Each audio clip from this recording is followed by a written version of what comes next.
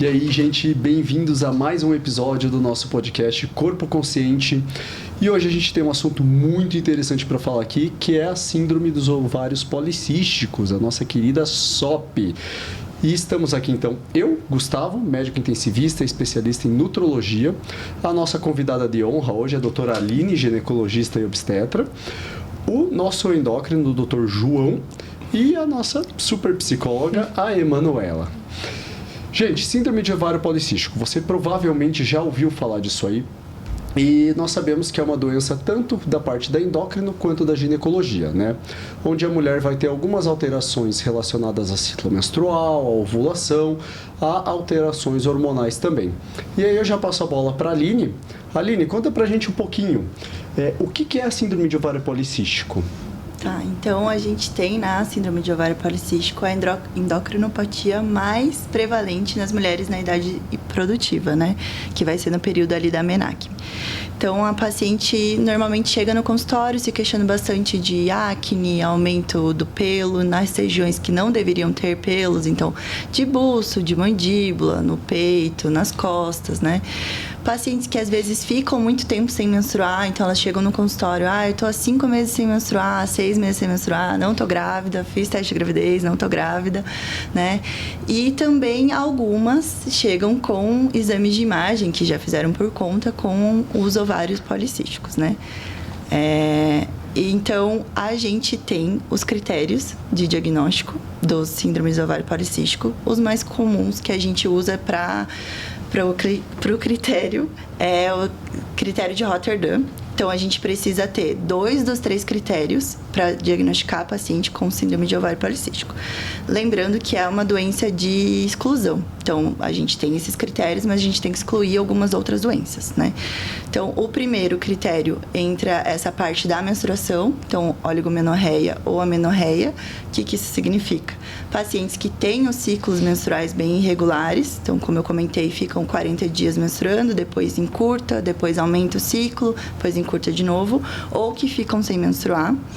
Isso é um dos critérios. O segundo critério que a gente traz é a paciente que tem critérios de hiperandrogenismo. O que é hiperandrogenismo? É essa parte de hormônios androgênicos, né? Que vai ser a acne, o aumento de pelo, pele oleosa, queda de cabelo. Isso na forma clínica ou alteração laboratorial. Então, esse seria o segundo critério. E o terceiro critério, daí entra o ultrassom, que precisa ter vários cistos, né? No ultrassom, ou um volume do ovário maior. Então, esse que entra os critérios. Tá bom, então deixa eu aproveitar que isso é uma dúvida muito comum das meninas, né? Você falou, são 2 de 3 critérios, né? Então, existe a possibilidade de uma mulher ter vários cistos no seu ovário e não ter síndrome, né? Uma coisa é ter cisto, a outra coisa é ter síndrome de ovário policístico, certo? Isso mesmo, porque a síndrome é mais ampla, né? Então, às vezes, um dos diagnósticos só isolado a gente não pode considerar. Então, às vezes, ela tem o ovário com cistos. Não significa que ela tenha a síndrome de ovário policístico. Uhum. E da mesma forma, essa mulher pode não ter cisto no seus ovários e pode ter a síndrome pelas outras 2 características, né? Isso. E até porque muitas vezes você faz uma ecografia num dia, faz 2 meses depois e você vê uma mudança do perfil de cisto, né? Tem e não tem. Isso, é comum isso, exatamente. Né? Dependendo da fase que ela tá, do teu ciclo menstrual, isso vai ter um aumento ou não dos cistos também. Tá bom. Então, nossa ouvinte que está aqui prestando atenção, né? Tô com excesso de pelo, tô achando estranho, acne demais, queda de cabelo até, né? Uhum. Tô com sinais ali, manchas no corpo, né? Que o João vai falar um pouquinho mais daqui a pouco, né? Tô com alterações menstruais, eu devo pensar nisso e devo ir atrás de um gineco para investigar. Tem que procurar. A gente tem que descartar outras doenças, né? Que a gente vai comentar um pouquinho. Mas sim, a gente levanta uma suspeita para investigação de síndrome de ovários policísticos. Certo, perfeitamente. João, vamos puxar para você um pouquinho? Bora. Me conta, cara. A Aline falou um pouquinho dessas alterações hormonais aí que a gente pode avaliar, né? Quais são as principais? São diversas, né? Mas o principal que a gente geralmente tenta documentar é o critério do hiperandrogenismo, né? Que, como a Aline comentou, é um critério clínico, né? Que tem as escalas que a gente pode utilizar para documentar a presença desses pelos em áreas específicas e quantificar de forma objetiva, até para quantificar a resposta ao tratamento, como é que essa paciente está evoluindo. Mas tem um critério de hiperandrogenismo laboratorial mesmo, que é que você dosar os androgênios séricos dessa paciente. Não é um critério obrigatório, mas talvez é um dos critérios que tem mais relevância clínica em termos de complicações de longo prazo. Assim, talvez é o critério que tem mais consequências no principal ponto, que é risco cardiovascular dessas pacientes. Que a gente vai lembrar que tem um critério, esse contexto muito cosmético, às vezes, de hiperandrogenismo, que afeta vários outros fatores, mas isso é a ponta do iceberg, assim, tudo que está acontecendo por baixo tem muita coisa e são pacientes que têm risco cardiovascular aumentado. E aí os contextos que não entram dentro do critério, mas são alterações hormonais, aí são muitas, tantas alterações de hormônios feminino, então alteração de LH, FSH, alteração de estrógeno e progesterona, e principalmente o que está no cerne da fisiopatologia, que é a insulina e a resistência insulínica. Isso definitivamente é um contexto, não tem uma recomendação para ficar dosando a insulina, para fazer critério para isso, para colocar paciente com resistência insulínica, mas a resistência insulínica é um dos principais pontos que faz a SOP acontecer. Excelente. Deixa eu aproveitar que vocês dois entraram nesse assunto. Eu quero contar 2 casos que eu atendi recentemente que me chamaram a atenção por nós, como médicos, termos em algum momento falhado com esses pacientes. Nós, eu coloco a classe toda, né? Faz poucos dias atrás eu atendi uma paciente com... Ela chegou no consultório e pensei, nossa, vai pedir encaminhamento para cirurgia bariátrica, né? Perguntei para ela, e como é que tá a tua história com o peso? Minha pergunta inicial, assim, no consultório, né? Ela falou, ai, doutor, eu fiz bariátrica faz 1 ano e meio. Eu pensei, meu Deus, eu falei, tá bom, para tudo, me conta, quanto que você tá pesando hoje? Dela, 170 quilos. Eu, nossa, e quanto é que estava antes? Dela, 250 em 1 ano e meio. Fiz o cálculo com ela, tudo mais, da variação do peso, ela estava com uma perda legal, foi aquilo que a gente comentou hoje mais cedo em off, né? E o legal que eu olhei para ela, João, e falei, tá, e desde quando que você tem síndrome de ovário policístico? Ela claramente, com acantose nigricans, né, manchas escuras na pele, na testa, no pescoço, nas axilas e também com sinal de hiperandrogenismo. A paciente tinha uma barba muito grande, assim, barba e bigode mesmo, que chamava a atenção. E ela falou, ai, doutor, eu estou investigando agora. Eu pensei, meu Deus, essa paciente passou por vários médicos, ela fez uma cirurgia bariátrica, ela acompanhou com o endocrinologista por um tempo e nós falhamos em dar esse diagnóstico e dar um tratamento. Não que o tratamento não havia sido dado, né? Porque durante o processo de tratamento dela, ela teve o tratamento da resistência à insulina, das outras comorbidades, mas ninguém bateu o martelo e falou para ela, você tem isso. Isso me chamou bastante atenção, assim, como falho. Já vou deixar vocês comentarem, eu só quero ir para o caso 2, que foi uma outra menina que eu já acompanhava faz tempo. Acho que eu até já discuti esse caso com você, João, daquela hipertensão intracraniana idiopática. Sim. E ela voltou no meu consultório recentemente, muito melhor, infelizmente com o diagnóstico de um câncer de mama agora. E ela falou, porque eu passei na minha endócrino, e ela me perguntou como que os médicos nunca viram que eu tenho síndrome de ovário policístico. Eu falei, nossa, me dê de novo os seus exames, né? E a ecografia transvaginal era normal, tanto a hemoglobina glicada, a glicemia, a insulina, OMA e IR eram normais também, e ela não tinha nenhum sinal clínico nem laboratorial de hiperandrogenismo. Eu falei, cara, eu não estou vendo aonde que tem essa síndrome aqui, né? E ela crente que ela tinha, assim, já um pouco até estigmatizada por isso.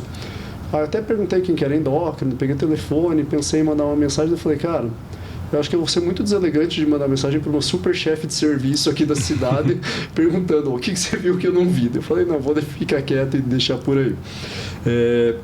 É uma paciente que foi, acho que talvez super diagnosticada. Ou viram algo que eu não vi, mas que eu estou trocando até agora. Né? Ou o tempo, né? Também o tempo às vezes muda muito. Assim.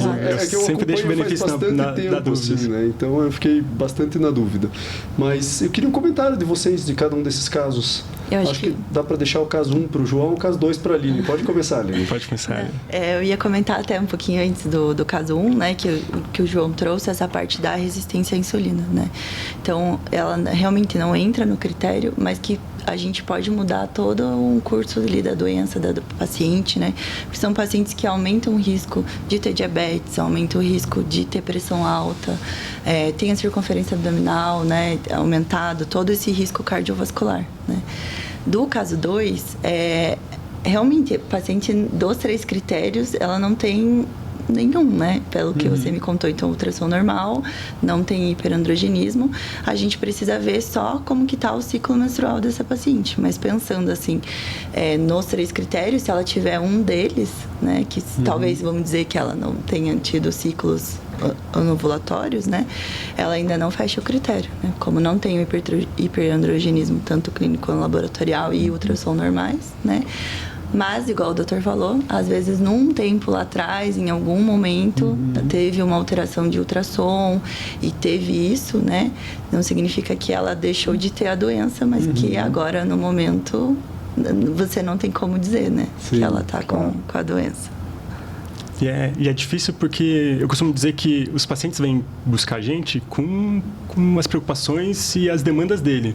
Às vezes, quando o paciente chega pra gente, a gente meio que esquece o que ele veio trazer pra gente e começa a levar a nossa demanda, as nossas preocupações. E às vezes deixa passar ou cria condições para poder encaixar o paciente naquilo. Então, acho que são pacientes que demandam muito de ouvir mesmo o paciente, porque aí você vai tentar entender a história do paciente desde lá de trás, da menarca, de quando começa a menstruar, relação do paciente com a alimentação, com o próprio peso, com a própria imagem corporal.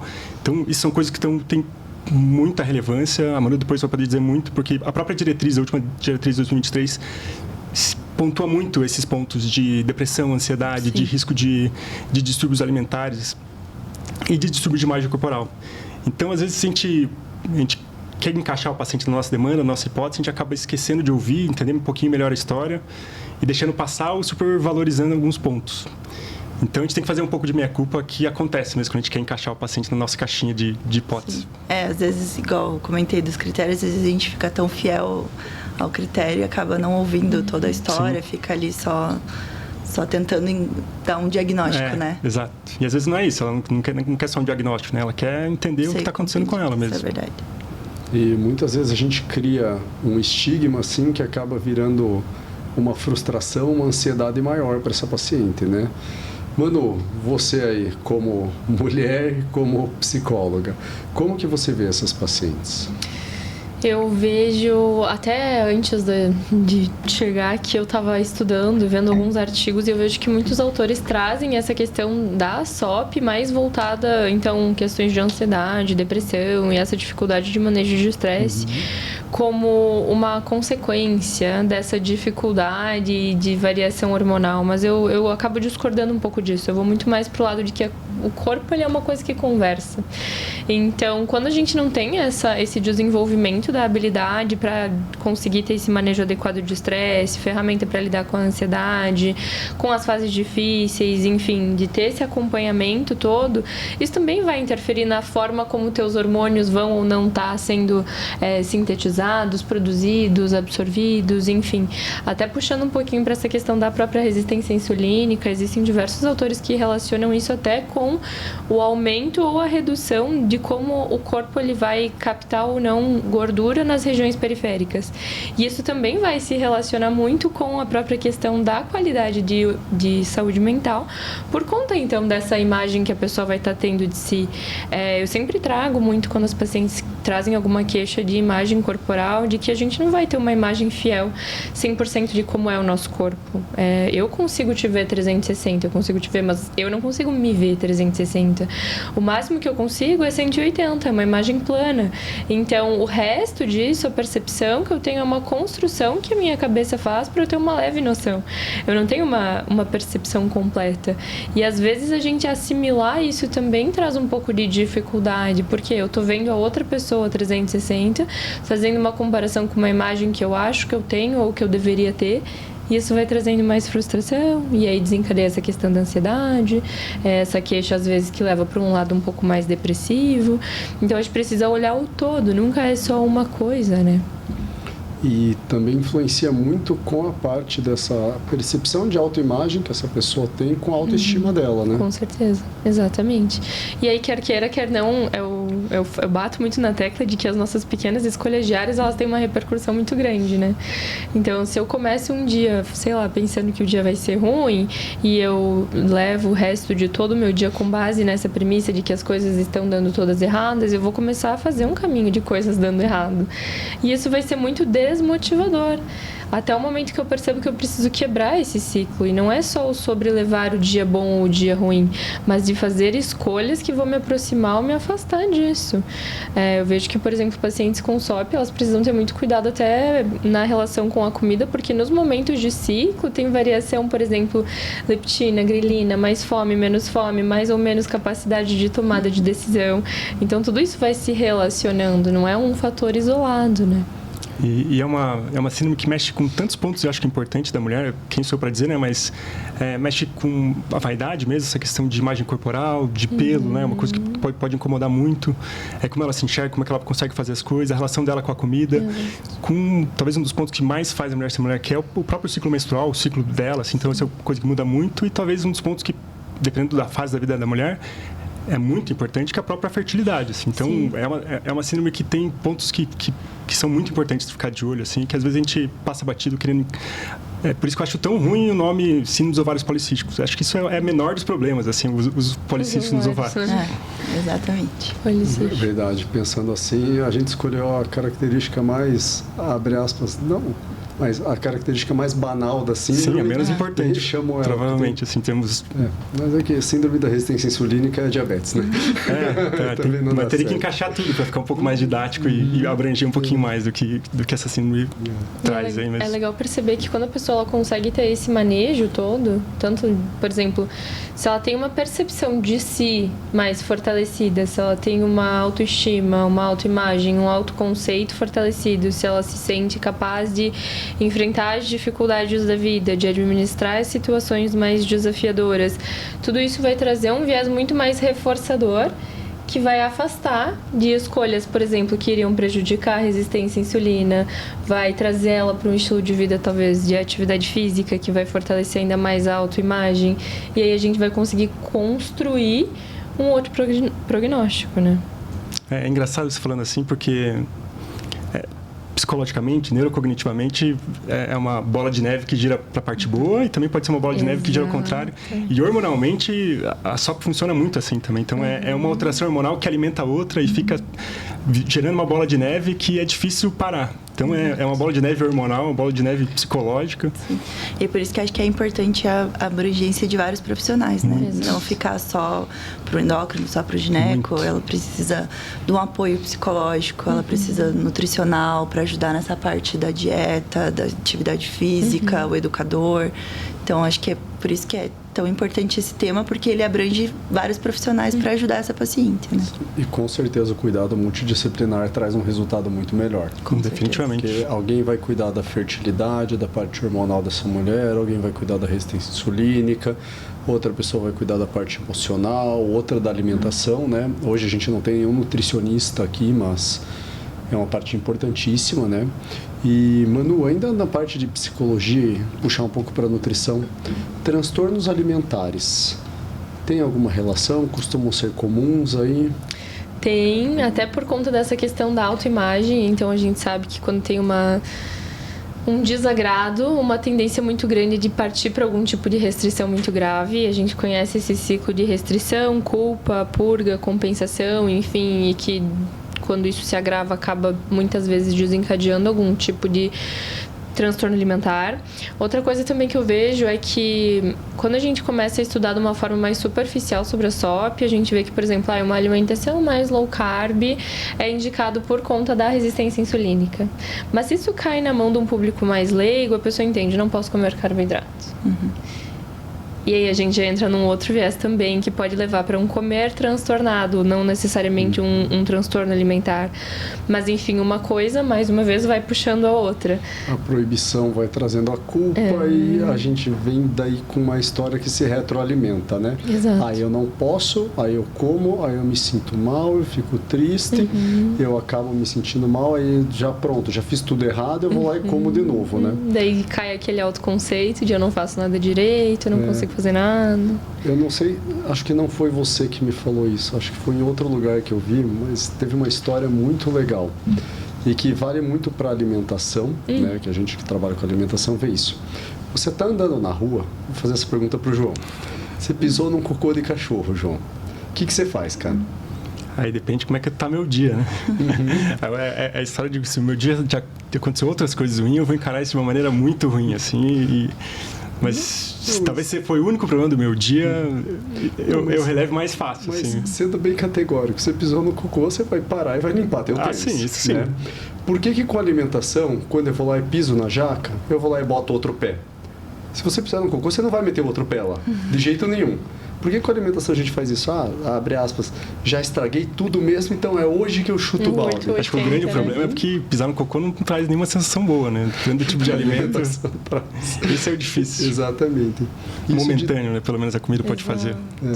Isso dos transtornos alimentares a gente vê bastante, né? Um ciclo que fica se retroalimentando. Exatamente. Eu trago na viés do vinho. Eu trago a didática do vinho. Você tá bebendo vinho com uma camisa branca, você vira uma gota.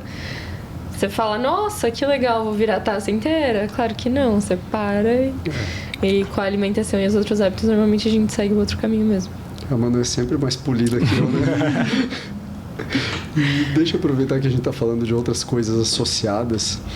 João, eu estava discutindo com a Aline nessa semana passada, na quarta-feira, a gente falou um pouquinho sobre SOP, né? E sobre diagnósticos diferenciais. E ela me acabou comentando comigo de uma paciente que ela achou alguma alteração de adrenal, né? Fala um pouquinho pra gente do que pode ser diagnóstico diferencial, né? Coisas que se assemelham a SOP, mas não são assim. Eu primeiro quero reforçar o que a doutora Aline falou no começo. Assim, a própria SOP é um diagnóstico de exclusão. Então, você tem que excluir um monte de outras coisas no meio do caminho que podem estar fazendo o sintoma prevalente daquela paciente, né? Porque nem toda paciente vai ter os 3 critérios. O paciente com mais hirsutismo vai ter alguns diagnósticos diferenciais. O paciente com amenorreia vai ter outros diagnósticos diferenciais. A adrenal entra muito nos diagnósticos diferenciais relacionados ao hirsutismo, né? Então, a gente vai ter que avaliar causas de hiperandrogenismo, vamos dizer assim. E aí, vamos dizer, as 3 principais que a gente vai estar pensando são as causas idiopáticas, talvez são as mais prevalentes, que também acaba não diferenciando nada, mas o principal e talvez de maior temor dos médicos de achar no meio do caminho são as causas tumorais de hiperandrogenismo. Porque geralmente o próprio contexto clínico é um pouco diferente. É um pouco mais fácil de diferenciar, porque geralmente as causas tumorais de hiperandrogenismo, tanto tumores ovarianos podem causar hiperandrogenismo, quanto tumores adrenais. Eles costumam ter, aí na medicina não existe regra para nada, mas eles costumam ter uma evolução um pouquinho diferente. A SOP geralmente vai ser aquela paciente que, uma evolução progressiva, desde pequeno eu comecei a ficar gordinho, o ciclo menstrual ficou um pouco alterado, comecei a ter mais pelo, um pouco mais gradativa. Os tumores, como causa de hiperandrogenismo, geralmente têm uma evolução mais rápida, são níveis de testosterona mais alto, não é só o hirsutismo, não é só a alopecia, eles geralmente vão ter alguns contextos até mudanças comportamentais, mudanças de humor, pode ter clitoromegalia, então geralmente a gente está falando até de níveis androgênicos bem mais altos, que é o maior medo, né? Porque desse contexto a gente vê bastante definitivamente, também, né? Definitivamente. E o que entra aí também nisso é a própria síndrome de Cushing e as causas de síndrome de Cushing, que dependendo do perfil da paciente pode enganar bem, assim. Então, são pacientes obesos, pacientes com alteração de ciclo menstrual e com sinais clínicos de resistência insulínica e com obesidade. Então, o Cushing e a síndrome de Cushing, doença de Cushing, as causas de Cushing, eles costumam enganar bem, são um diagnóstico diferencial que muitas vezes a gente deixa passar no meio do caminho. Verdade. Não sei se tem mais alguns que você ia pensar assim. Não, nisso, até distúrbios da tireoide não são tão comuns, igual você comentou, os sintomas, mas a gente sempre tem que excluir um hipoandrogenismo. Não, pode facilmente passar uma amenorreia assim e ser uma tireoide, definitivamente mesmo. E acho que prolactina, as hiperprolactinemias, assim, mas claro, igual você comentou, não é um quadro tão parecido, mas a gente precisa acabar excluindo para fechar ali o diagnóstico mais clareza. Parece simples, mas nem um pouco, né? Não, definitivamente. É muito a gente complexo. falar que são 3 critérios parece muito simples. A hora que a gente olha o ambiente em torno de uma investigação aí, né? Não, uma suspeita de síndrome de ovário policístico. Acho que talvez o que eu esqueci que você tinha comentado da adrenal é uma doença que a forma que se apresenta é raro, que é a hiperplasia adrenal congênita, né? Então, a hiperplasia adrenal congênita que pode ser diagnóstico diferencial, geralmente são as formas não clássicas que cursam com essas alterações de hiperandrogenismo, de hirsutismo, que deixa passar ao longo da vida, principalmente se forem as alterações mais raras. A hiperplasia adrenal congênita na forma clássica já vai fazer geralmente alteração desde o nascimento, com genitália ambígua, é um contexto bem diferente. Mas a hiperplasia adrenal congênita de forma não clássica também é fácil deixar passar e na mulher, assim, dependendo do tipo de alteração de enzima, né? Deixa eu aproveitar que a Manu puxou um pouco para a parte da alimentação também, falou de dieta low carb, eu vou entrar um pouquinho na minha área daí, né? Hoje, bom, acho que todos nós sentamos para revisar hoje o assunto, né? E eu acho que eu canso de falar isso e parece a coisa mais batida do mundo, mas quando você vai estudar e ler, fala dieta com restrição de carboidratos e dieta anti-inflamatória. Gente, acho que hoje o termo dieta anti-inflamatória ele foi abduzido assim pelo pessoal que faz uma medicina de origem duvidosa e tem se usado muito. E o que é uma dieta anti-inflamatória? Existe alguma coisa super especial? Não, gente, é aquela dieta que a gente prega para todos os pacientes como uma dieta de um estilo de vida adequado. Eu vou pegar esse paciente, eu vou falar para ele, você precisa comer mais carboidratos complexos, mais coisas que vêm da terra, menos ultraprocessados. Precisa de uma ingesta de fibras adequada, ali entre 20 a 30 gramas de fibra por dia.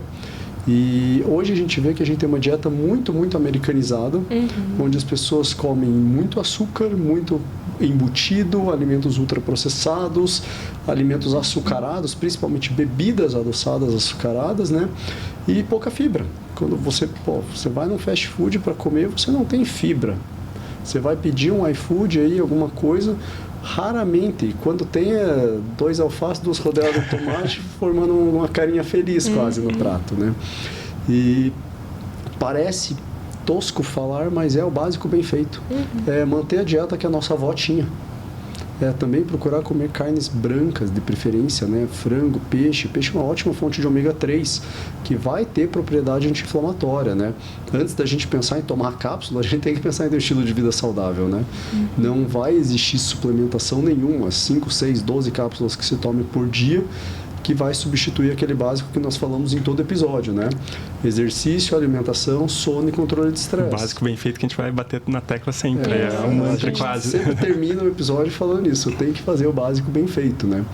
E a gente esquece um pouco não que esquece, mas o termo anti-inflamatório ganhou um poder tão grande frente a uma simplicidade assim tão grande e a gente acabou deturpando ele ao longo do tempo, né? Eu fico bastante frustrado com isso, na verdade. É igual o termo dieta, né? Quem diz que dieta precisa ser pejorativo? Eu acho que eu posso... Não traz uma sensação boa mesmo quando vem e fala assim. Mas na verdade dieta é basicamente o que tu come. Não tinha pensado nisso mesmo. Não é necessariamente, nossa, dieta é uma coisa super punitiva, restritiva, não. É a forma que a gente olha para aquilo. Eu criei agora uma linha das minhas publicações que eu escrevo: fazer dieta é chato, em tom de ironia. Sempre coloco alguma coisa bem gostosa que eu tô comendo. Não, mas é que vem na mente, assim, parece que é um sinônimo de restrição. Exato. Que não deveria ser mesmo. Gente, falei um pouquinho aqui da alimentação, que já se inicia no tratamento, né? Manu, tratamento psicoterapêutico para essas pessoas. Depende muito do grau e da forma como essa pessoa chega, sabe? Então, tem que avaliar como é que tá essa autoestima, esse autoconceito, essa autoimagem, essa questão de enfrentamento e de conseguir lidar com situações de crise. Tolerância à frustração, normalmente é uma coisa que tá bem baixa, assim, porque, eu quero comer tal coisa, não vai poder comer tudo que tu quer na quantidade que tu quer, na hora que tu quer. Mas eu não consigo levar um não. Eu não sei administrar o não que eu levo, e daí eu vou procurar uma fonte mais rápida para lidar com isso. Vou fazer o quê? Vou comer. Só que aí a gente puxa aquela roda de que as coisas elas vão se acumulando. Em algum momento a gente precisa quebrar esses ciclos. Então, fortalecer essa pessoa, trazer essa coisa da confiança, de conseguir colocar o plano em prática, de abrir mão dos momentos de prazer, de reforçar a autocapacidade, por exemplo, de enfrentamento, de enfrentar as situações que acontecem contra aquilo que ela gostaria. Porque, estamos falando de uma questão mais hormonal. Mas se a gente não fortalece essa pessoa para ela perceber que ela consegue fazer essas pequenas tomadas de decisão diária, ela vai sentir que ela não faz nada direito e ela vai voltar para aquele viés catastrofização que nada dá certo. E aí, por que eu vou querer fazer essa mudança? Afinal de contas, se nada do que eu faço tá bom o suficiente. Porque é uma coisa, é um trabalhinho de formiga. E quer queira, quer não, quando a gente está falando de alteração mais endócrina, a gente está falando de pequenas mudanças. Então, se tu acorda num dia um pouco mais chateado, já vai ter um estresse maior, que já vai mudar a tua produção hormonal. E aí vai. E dúvida, e essa é uma dúvida real que eu tenho. Existe alguma linha de abordagem de terapia que mostra alguma evidência de superioridade em relação às outras? De novo, vai depender da avaliação do caso. Se a gente estiver falando... Todo mundo. Não, é que a TCC é que tem mais evidência para a maior parte das coisas. Então, por exemplo, dificuldade de manejo de estresse, ansiedade, depressão e comer transtornado. Um comer difícil, assim. Uma relação com a comida difícil, TCC. Se a gente estiver avaliando somente isso, vamos para a TCC. Hoje é o que mais tem de evidência, assim, para esses transtornos de humor que normalmente acabam envolvendo a SOP. E muda muito, porque às vezes é o que a gente comentou antes, assim, a gente quer encaixar o paciente, mas o que está incomodando o paciente é outra coisa. Por exemplo, às vezes o paciente pode trazer às vezes uma queixa sexual e tá aí o problema. Né? Então, às vezes que a gente não pode tentar encaixar e tentar tratar só a parte hormonal, sendo que a paciente nem está vendo a parte hormonal que está incomodando ela, é uma questão sexual, uma questão dela, relacionamento, alguma coisa assim. Então, eu acho que esse de avaliar a paciente, o contexto muda muito, porque o problema pode mudar muito dentro da SOP. Às vezes a autoestima para ela tá tranquila, sabe? Sim. Né? A acne, ela acha que não é tão importante assim, né? É bem isso que você falou, depende muito do que ela traz de queixa, né? Perfeito. É aquela coisa, o que eu como médico estou vendo e acho importante, o que a paciente realmente valoriza, né? Às vezes a gente quer mudar um número no exame, para paciente não faz diferença nenhuma. Assim. Então, às vezes é difícil essa conversa. Às vezes a gente quer melhorar a hemoglobina glicada e ela está mais preocupada com a vontade de engravidar dela. Exato. E são duas coisas completamente diferentes e que estão juntas aí. Exato. Né? E é difícil para a gente, como médico, a gente não costuma ser treinado a ter essas ferramentas para ajudar o paciente a entender, mudar a hemoglobina glicada como processo, né? Como parte desse contexto como um todo. Então, para a gente é difícil, por isso que a gente estava falando tanto de um tratamento multidisciplinar, porque a gente não tem a ferramenta para tudo isso aí, não. Sim. Eu preciso de ajuda nesses casos, não tem jeito. Eu também. Isso. E, João, me conta, onde que o endocrinologista atua aí? Onde que ele vai ajudar? Para quem que é paciente que vai ter um benefício de sentar com você e ter uma conversa? Então, a gente entra muito no contexto das avaliações de descartar outras causas, né? É muito comum durante a investigação ginecologista achou uma prolactina um pouquinho aumentada, um TSH um pouquinho aumentado. É um ponto que a gente entra muito para avaliar se isso aqui tem relevância, não tem, se o TSH está alterado, se a prolactina, às vezes a prolactina pode estar aumentada na SOP. Então, a gente entra muito nesse contexto de avaliar, excluir realmente outras causas no meio do caminho.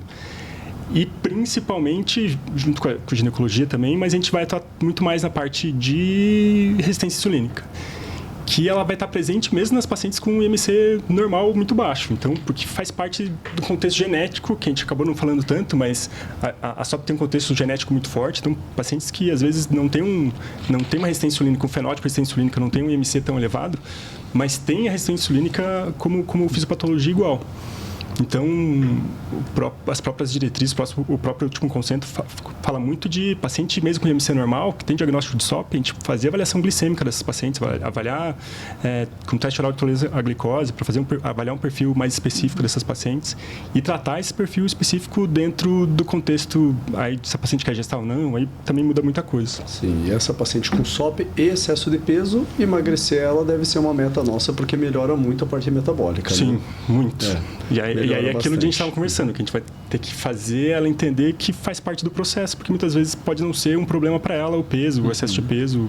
Mas que vai resolver não, mas melhorar muito Ajuda todo muito. o resto aí. Muito. Sim. Aline, e me conte, quem é a pessoa que tem que sentar na sua frente para conversar isso, né? Onde que você vai atuar e ajudar essa pessoa? Então, assim, pegando um pouquinho do gancho dessa parte do peso, né? Até a literatura traz ali de 5 a 10% da perda de peso que essa paciente traz já volta a ter a ovulação espontânea, né? Então, ela já tem a retomada dos ciclos menstruais espontaneamente. Claro, espontâneo com essa perda de peso, né? Então, para nós, a gineco, a gente tem que pensar nessa paciente, então, putz, não estamos menstruando, a gente tem que proteger esse endométrio, né? Então, a gente precisa fazer a proteção endometrial, se não for com anticoncepcional combinado, às vezes a gente faz uma progesterona por um período do ciclo menstrual, né? E pacientes também que trazem bastante, elas chegam bastante para nós da gineco, apesar que a dermato também tem um auxílio junto, essa parte da queixa do hirsutismo e da acne, né? Então, são pacientes que o anticoncepcional combinado podem ter benefícios quando a gente tem esse hirsutismo mais moderado, né? Claro, lembrar que tem contraindicações, algumas pacientes têm contraindicação ao estrogênio, então por isso que tem que ir no ginecologista, né? Tem os critérios que a gente precisa seguir. Mas para algumas pacientes o anticoncepcional combinado é uma alternativa. Às vezes não é só a única, não é a primeira, né? A primeira a gente já comentou, que é a mudança de estilo de vida, de atividade física, perda de peso. Às vezes a gente precisa auxiliar junto com uma espirolactona, alguns outros remédios para ter esse melhora do padrão da paciente, né? Mas com certeza para gineco a gente se preocupa um pouquinho com essa parte da ovulação, do endométrio também. Sim, não, mas só para complementar, porque é bom quando o ginecologista fala, junta todos esses pontos, e ela começou falando não da parte menstrual, mas falou do peso mesmo, assim. Sim. Porque tem muitos pacientes que até vêm e acham que está tratando a SOP com anticoncepcional. E, não, você está tratando, às vezes, um sintoma, um contexto bem específico, e às vezes a paciente acaba esquecendo, né? Que a SOP é muito mais que isso, acaba não fazendo as outras coisas. Então, para não deixar a paciente ficar com essa ilusão de que, tô tomando anticoncepcional, estou tratando a minha SOP, e é isso, assim, e acabou. Ou como uma regra, né? Porque antigamente precisa, era uma receita pronta, então, assim... Sim. Todo mundo sai com anticoncepcional combinado, não. E isso era algo que eu queria enfatizar, eu tava louco para perguntar isso. SOP não significa anticoncepcional para todo mundo e também não significa anticoncepcional para sempre para essa menina que começou a usar, né? Sim, sim. A gente vai ter que, assim como a parte psicológica, né, individualizar, ver certinho se ela tem indicação, se há um momento de vida, né? Porque às vezes esse paciente não quer usar anticoncepcional, ela quer talvez tentar engravidar. Então, não tem uma fórmula ali mágica, né? Mas, claro, ajuda bastante. Em alguns casos, vai ser uma escolha mesmo de remédios que a gente vai usar. Show de bola, excelente. Então, possivelmente, né, João, nos próximos anos a gente vai ver estudo com análogo GLP-1 e melhora da fertilidade em mulheres com SOP, né? Isso já tem, teoricamente, né? Isso já tem. E já está dentro do próprio consenso, né? A redução de peso já está, mas daqui a pouco vai ter a correlação fechada e batida, né? Bem perfeitinho, assim. Mas já tem, os tratamentos farmacológicos do peso, para perda de peso, já está no próprio consenso. Sim. Aí você tem que avaliar muito o momento de vida da paciente, define muito como é que os médicos vão tratar essa paciente. Porque isso define muito o que você pode e não pode fazer se a paciente acabar engravidando no meio do caminho. Sim. Então, você vai estar usando uma espironolactona, a paciente tem que estar usando um contraceptivo bem definitivo, assim, para garantir que o paciente não vai engravidar. E o mesmo funciona para os análogos de LP1, por exemplo, né? Então, muitas pacientes acabam deixando isso passar e os médicos também não avisam que, teoricamente, a gente ainda não tem estudo de segurança para os análogos de LP1, para o Ozempic, o Wegovy e as canetas para paciente que está gestando, possivelmente pode gestar a qualquer momento. Quando você vai descobrir, já está 8, 9, 10 semanas de gestação. Já passou o primeiro trimestre, quase. Eu sempre oriento bem. Ou você emagrece ou você engravida. A gente começa um, depois vai pro outro. Porque os dois juntos, e é assim, comum, a gente não tem essa segurança. Não, mas é comum isso acontecer porque a paciente, teoricamente, pode estar infértil nesse contexto de obesidade. Quando a gente está tratando isso, a paciente começa a ovular de verdade, começa a mudar e aí as coisas acontecem. Vem espontaneamente. E vem espontâneo. Isso não é incomum. E não está nem esperando e vem, né? Exato. Gente, eu preparei uma sessão aqui de mitos e verdades em relação à SOP. Eu gostaria que vocês, então, respondessem, né? Cada um pode responder uma. Eu acho que ficou bem fácil. Até as não psicológicas, Manu, para você tá tranquila. Então vamos lá, primeira. Manu, pela conversa de hoje, SOP é um problema só do ovário? Falso. Obviamente muito falso, né? Lógico. Fake news. Não, essa vai para a Aline. Aline, toda mulher com SOP é infértil? Não. Não. E esse é um estigma que elas veem no consultório e vai um pouquinho do que a gente estava comentando agora, né? Então, elas acham que às vezes não precisam se proteger porque elas são inférteis, mas não, é falso. Ou elas vêm desesperadas achando que nunca vão poder ser mães, né? Com uma Exatamente. expectativa completamente frustrada, assim. Ou que até ouviu de algum outro colega, ou leu, né, que recebe bastante informação, abre ali o famoso Google, né, digita ali a síndrome e vem todo o estigma, né, mas não necessariamente. Antigamente não usava vai mais, né, engravidar. mas tem teoricamente os fenótipos da SOP e tem os fenótipos que a anovulação não entra dentro do critério do problema da paciente. Então, às vezes, Sim. a paciente vai fechar o critério de SOP com outros 2 critérios e não esse contexto de oligomenorreia e anovulação. Então, às vezes, a gente acaba esquecendo e é onde muita gente deixa passar, esquece da SOP como Sim. diagnóstico diferencial, porque para SOP, para algumas pessoas, é só amenorreia e oligomenorreia. Para outras, é só quando tem hirsutismo e hiperandrogenismo. Sim. Então, deixa passar e Sim. fica esses estigmas, esses mitos por conta dessas coisas. Aham, e coitadas, elas chegam, às vezes, preocupadas, ansiosas, porque ouviram que não vão conseguir engravidar de maneira nenhuma. E daí cabe a gente acalmar essa pessoa, Sim. até a discussão que a gente teve hoje, trazer expectativa para a realidade do quadro, né? Orientar. E essa é uma das partes que, depois que se criou um estigma, fica muito difícil de quebrar, né? Sim. Até porque a pessoa leu, ouviu em algum lugar, ou até ouviu de outro colega, e aí você está dizendo o contrário. Pô, em quem que ela confia daí, Sim. né?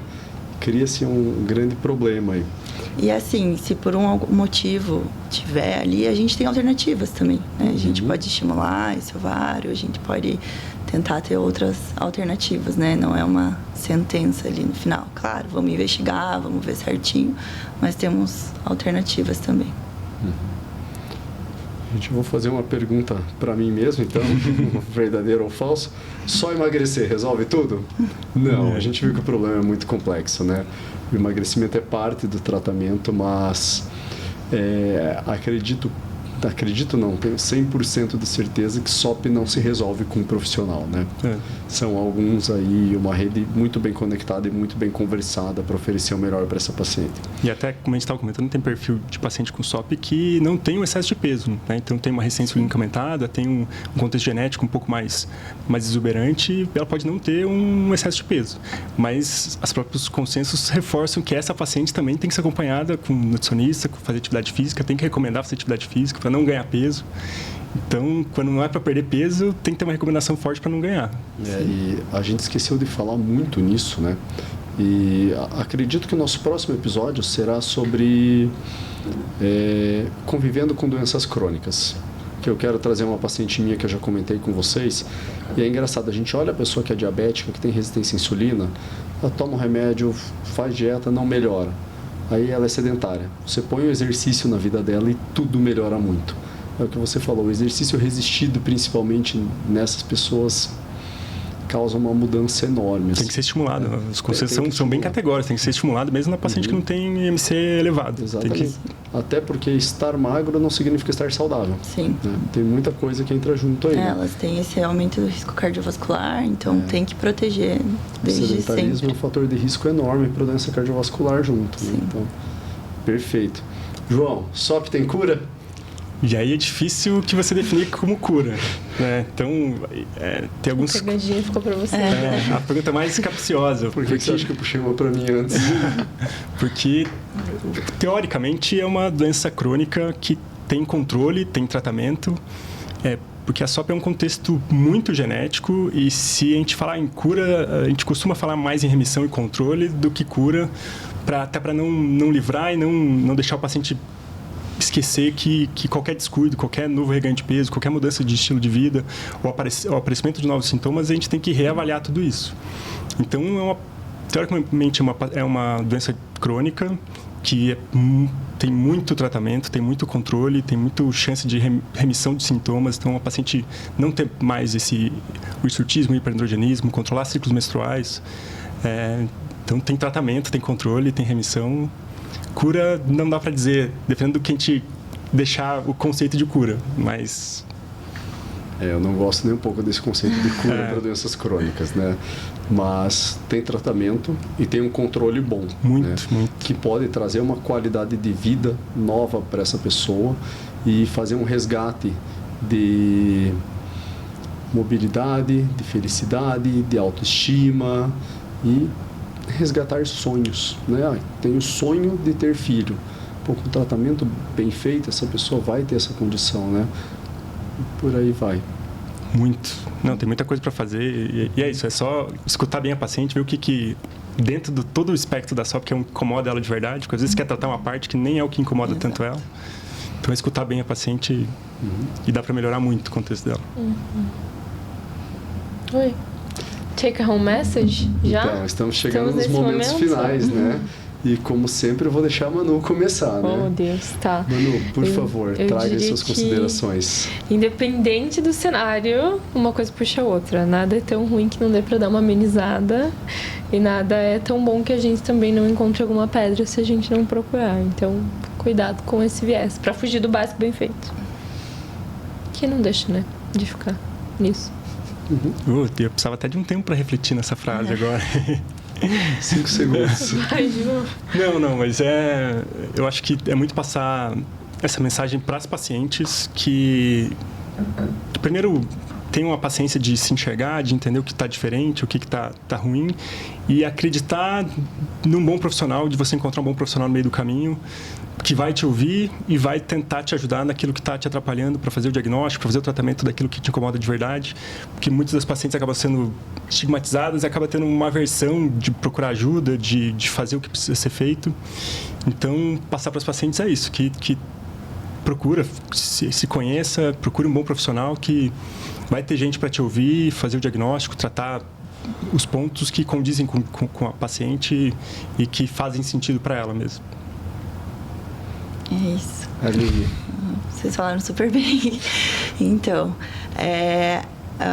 para as pacientes que estão ouvindo, se enquadram em algum quadro clínico que a gente comentou, se tem alguma alteração que te chama a importância, não deixa, né, esse quadro de lado, pensar, é normal não menstruar às vezes, né, é normal ter bastante acne, né, então procure realmente um profissional, né. A gente tá aqui para ajudar, para acolher, né, para encaminhar para a equipe e fazer todo esse segmento juntos, né, não deixar esse estigma te deixar longe de cuidar da tua saúde, né. E agora, o que sobrou para você aí, Gustavo? Qual que vai ser a tua mensagem? Cara, a minha mensagem foge um pouco do tema, mas sempre que eu pego algum paciente, e eu queria que quem está escutando prestasse atenção nisso, é muito fácil para o médico diagnosticar uma dor de garganta, uma virose, uma pneumonia e de tratar isso. O tratamento é simples e depende só do médico, ponto. O paciente tem que só tomar o remédio, né? Quando a gente pensa em doenças crônicas aí, e doenças até SOP é comum, mas é uma doença de difícil diagnóstico, que exige um raciocínio clínico muito grande, o diagnóstico não vem numa sentada de conversa. A gente precisa de um longo tempo aí, né, de acompanhamento, precisamos de vários exames. Muitas vezes aquilo que está deixando esse paciente ansioso vai demorar um pouco para a gente descobrir. E também vai demorar um pouco para a gente tratar. Diferente de uma dor de garganta, que é 7 dias de antibiótico e a alegria passou nunca mais, se eu estou falando de algo crônico, é para sempre. E aí que exige muita paciência do paciente, também do médico, porque nós ficamos ansiosos para diagnosticar, para tratar, para cuidar, e exige que a gente tenha uma certa, não diria que uma empatia, uma familiaridade, mas que médico e paciente fiquem próximos, que haja uma mão dupla de confiança, assim, e de confiança e de... Putz, como que eu posso dizer, gente? Me fugiu a palavra, Manu, me ajuda. Eles trocam reciprocidade entre os dois, né? Então, que exige essa relação de referência e contra-transferência, que um enxergue no outro, que o paciente está fazendo o melhor que ele pode para melhorar, que não é fácil, e que o médico está fazendo o melhor para ajudar ele, que muitas vezes não vai ser na primeira, na segunda, na terceira, na quarta. Muitas vezes é na 8ª tentativa que a gente finalmente fala, putz, agora eu acertei. E a gente tira um peso, não das costas só do paciente, mas nosso, que a gente fica super ansioso por fazer uma melhora, assim. Então, falou muito bem. Que a SOP você precisa de pacientes, médico precisa de pacientes. Eu acho que para toda doença crônica não transmissível, assim, de tratamento difícil, a gente precisa ter essa paciência. E nós acabamos esquecendo. Muitas vezes nós na ânsia de cuidar e o paciente na ânsia de querer melhorar. Assim. Sim. Não, falou muito bem. Concordo muito. Não tem nem como complementar mais do que isso. Muito bom. Perfeito. Fechou? Isso aí, Júnior. Quer dar ensinamento hoje, né? Já foi. Ah, claro, tem que ter um encerramento, né, mano? A gente sempre tem uns ficou episódios do esperando nada. ele falar. Gente, Não, você sempre faz o fechamento. Você sempre faz. vamos lá. Gente, e esse foi mais um episódio do nosso podcast Corpo Consciente. Se você gostou e está vendo pelo YouTube, clique em se inscrever aqui no canal, por favor. E se você está no Spotify, não deixe de curtir e seguir a gente.